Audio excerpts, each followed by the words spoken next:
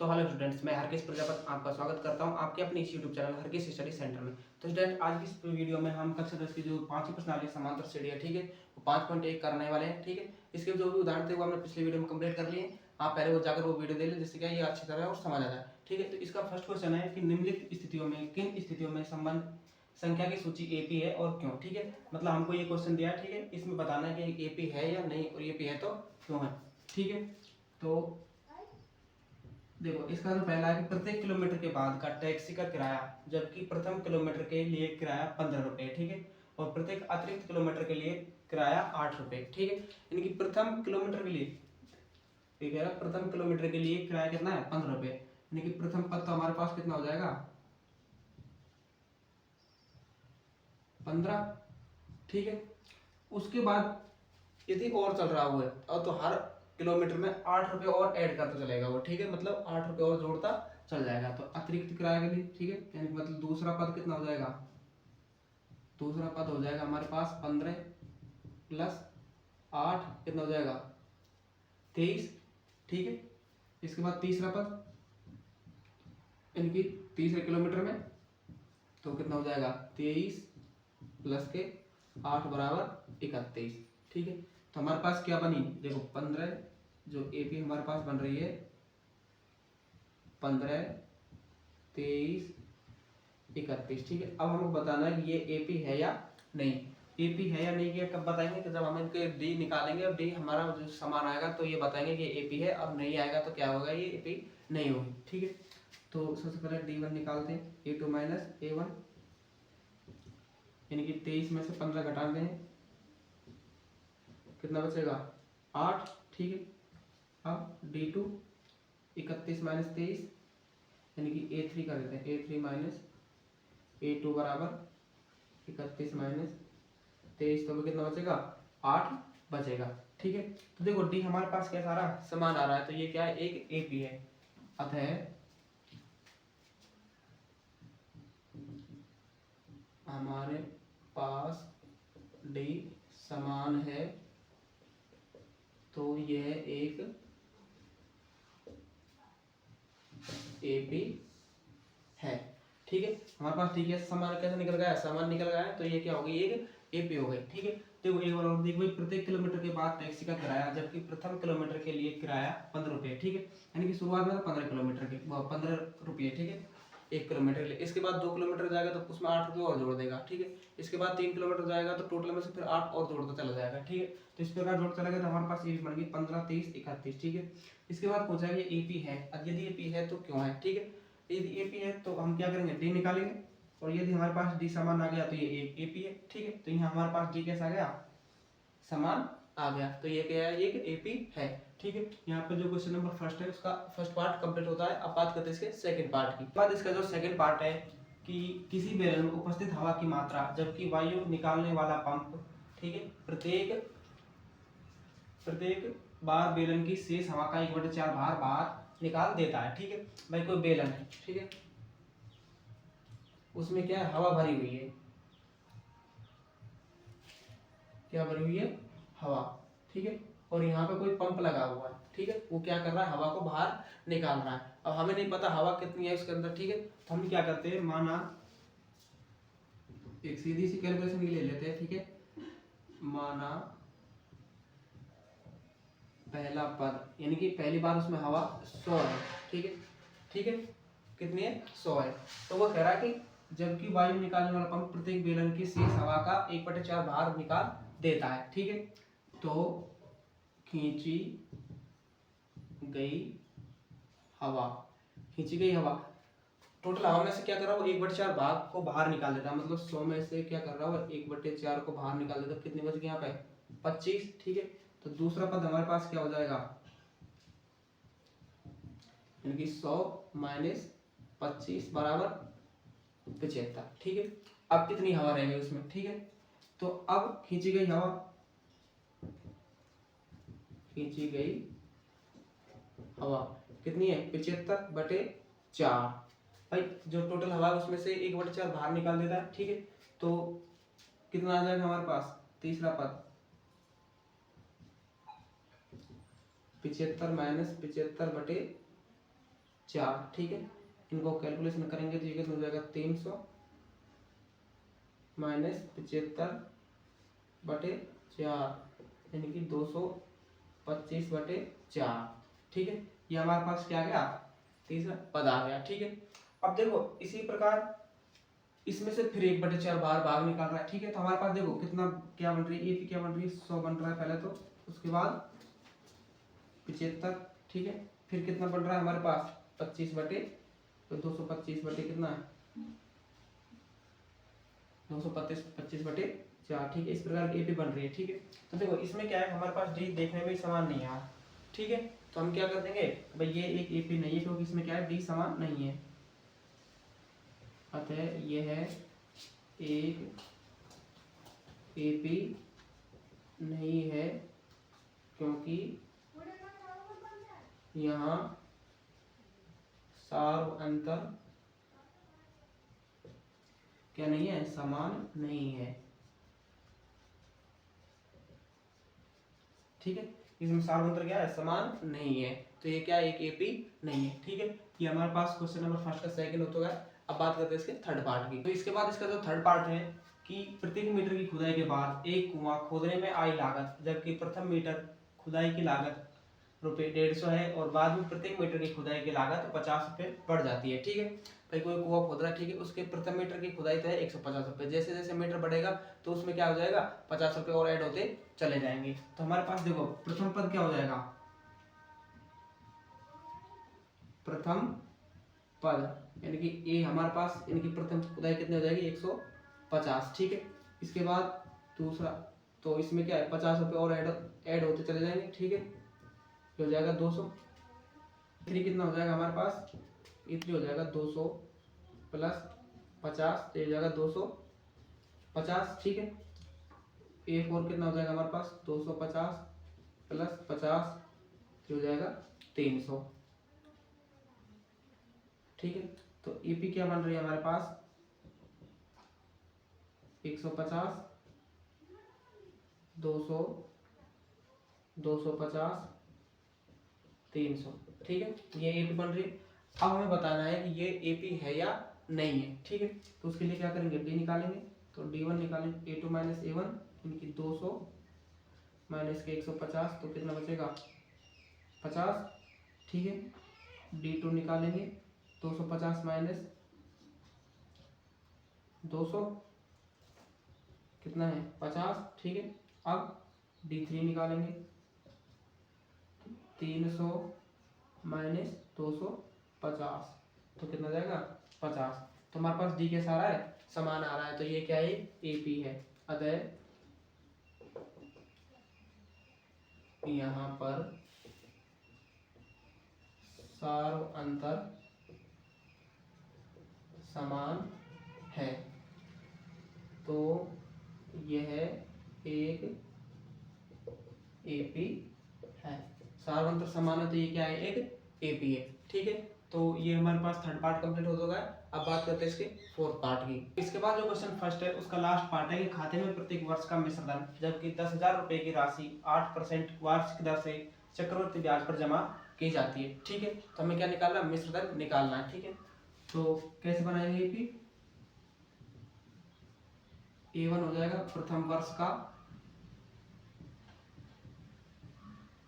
ब्याज चक्रवृद्धि ब्याज, ठीक है।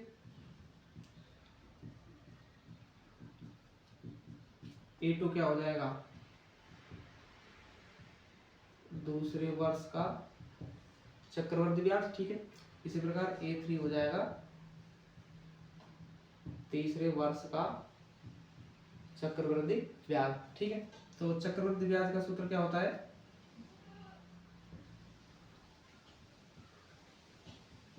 ये होता है P1 प्लस दर बटे 100 और समय, ठीक है, यानी कि T। तो A1 के लिए क्या है हमारे पास P कितना है 10,000 साल 1, ठीक है, और दर कितना है 8/100, ठीक है। कितने समय के लिए हुए 1 साल के लिए, ठीक है। इसको कैलकुलेशन करेंगे तो हमारे पास कितना आएगा 1000 10,800 आएगा। ठीक है, A2 निकालेंगे तो 10,000 एक प्लस वही 8% की दर से, ठीक है, और दूसरे साल के लिए तो ये कितना हो जाएगा, इसको कैलकुलेशन करेंगे तो कितना आएगा 11,66,4, ठीक है, 11,664। इसके बाद A3 निकालेंगे, A3 के निकालेंगे क्या 10,000 एक प्लस वही 8% की दर से, ठीक है, और 3 के लिए, ठीक है, तो इसको जब कैलकुलेशन करेंगे तो कितना आएगा 12,597.12, ठीक है। तो हमारे पास एपी क्या बन गई, पहली है 10,800, ठीक है, इसके बाद है 11,664, ठीक है, इसके बाद है 12,597.12, ठीक है, ये हमारे पास ए बी बन गई है। अब देखते हैं कि ये इसमें डी समान है या नहीं, ठीक है, तो देखो डी कैसे समान होगा, देखो यदि डी समान होगा तो ये क्या ए पी होगी, अन्यथा नहीं होगी, ठीक है, तो इस A2 माइनस A1 करेंगे तो हमारे पास कितना आएगा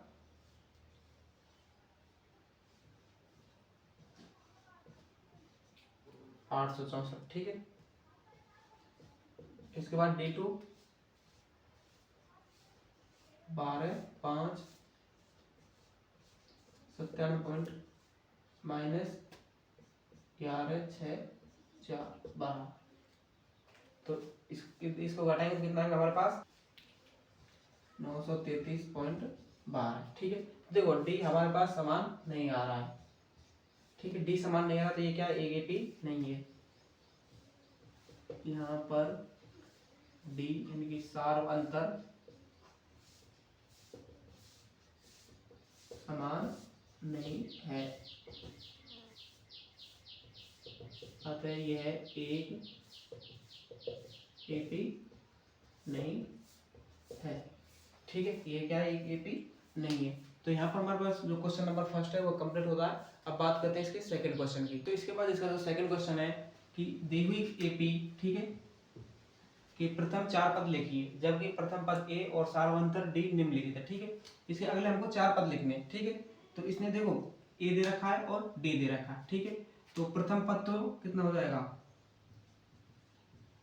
प्रथम पद ए बराबर तो हो जाएगा 10, ठीक है, और A2 कैसे लिखते हैं, A2 लिखते हैं A1 प्लस डी, ठीक है, A1 कितना है हमारे पास 10 और प्लस डी में जोड़ेंगे कितना हो जाएगा 20, ठीक है। A3 निकालेंगे तो A3 कैसे निकालेंगे A2 प्लस डी करके, ठीक है, भाई दूसरे पद में डी जोड़ेंगे तभी तीसरा पद आएगा, ठीक है, तो दूसरा पद कितना है 20 प्लस और डी कितना हमारे पास 10 हो जाएगा 23, ठीक है। इसके बाद A4 निकालेंगे तो A4 के लिए A3 प्लस डी बराबर तो 30 प्लस 10 तो हो जाएगा 40, ठीक है, तो AP क्या हो गई हमारे पास 10 20 30 40, ठीक है, इस प्रकार हमारे पास AP हो गई। इसके बाद दूसरा देखो A बराबर कितना है 2, A2 कितना आ जाएगा A1 प्लस डी, A1 कितना हमारे पास यानी कि माइनस का है, ठीक है, माइनस का 2 प्लस के 0 तो हो जाएगा माइनस का 2, ठीक है। A3 कितना हो जाएगा A2 प्लस के डी, A2 कितना है माइनस का 2 प्लस का डी कितना है 0 तो माइनस का 2, ठीक है। A4 कितना हो जाएगा A3 प्लस का डी बराबर माइनस के 2 प्लस के 0 बराबर माइनस के 2, ठीक है, तो क्या बनेगी हमारे पास AP माइनस के 2 माइनस के 2 माइनस के 2 और माइनस के 2, ठीक है, ये हमारे पास AP बन जाएगी, ठीक है। इसके बाद तीसरा है A1 कितना हमारे पास 4 तो A2 कितना हो जाएगा हमारे पास A1 प्लस डी, A1 कितना 4 प्लस और माइनस के 3 तो बराबर कितना हो जाएगा 1, ठीक है, भाई 4 प्लस माइनस करेंगे तो 4 माइनस 1 3 हो जाएगा 1 हो जाएगा, ठीक है। इसके बाद A3 ये हो जाएगा A2 प्लस के डी, A2 कितना है हमारे पास 1 प्लस और माइनस के डी कितना है माइनस के 3, ठीक है, तो ये कितना आ जाएगा माइनस का 3 तो माइनस 3 में से 1 गया तो माइनस का 2, ठीक है। इसके बाद A4 क्या है A3 प्लस डी, A3 कितना हमारे पास माइनस का 2 प्लस डी कितना है माइनस के 3 बराबर, तो ये कितना आ जाएगा माइनस के 2 और माइनस के 3 माइनस के 5, ठीक है। तो ए पी हो जाएगा हमारे पास 4 ए माइनस के 2 और माइनस के 5, ठीक है। ये हमारे पास ए पी हो जाएगी। अब इसके फोर्थ पार्ट देखते हैं, ठीक है। देखो a1 तो है हमारे पास कितना माइनस का a, ठीक है। तो a2 कितना हो जाएगा हमारे पास a1 प्लस टी, a1 कितना है माइनस का 1 प्लस का 1/2, ठीक है। तो ये कितना हो जाएगा माइनस के 2 प्लस का 1/2, ठीक है। एलसीएम निकाल लेंगे तो ये कितना हो जाएगा माइनस का 1/2, ठीक है। a3 कितना आएगा हमारे पास a2 प्लस डी, a2 कितना निकल गया माइनस का 1/2 प्लस का और माइनस 1/2, सॉरी डी तो हमारे पास किसका है प्लस का ही, ठीक है। तो माइनस का 1/2 प्लस का 1/2 कितना हो जाएगा 0, ठीक है। तो a4 कितना आ जाएगा हमारे पास a3 प्लस के डी, a3 कितना 0 प्लस 1/2, तो ये क्या जाएगा 1/2। तो ए पी क्या हो गई हमारे पास माइनस का 1, ठीक है, माइनस का 1/2, 0 और 1/2, ठीक है। इसके बाद पांचवा a1 कितना है हमारे पास माइनस का 1.25, ठीक है।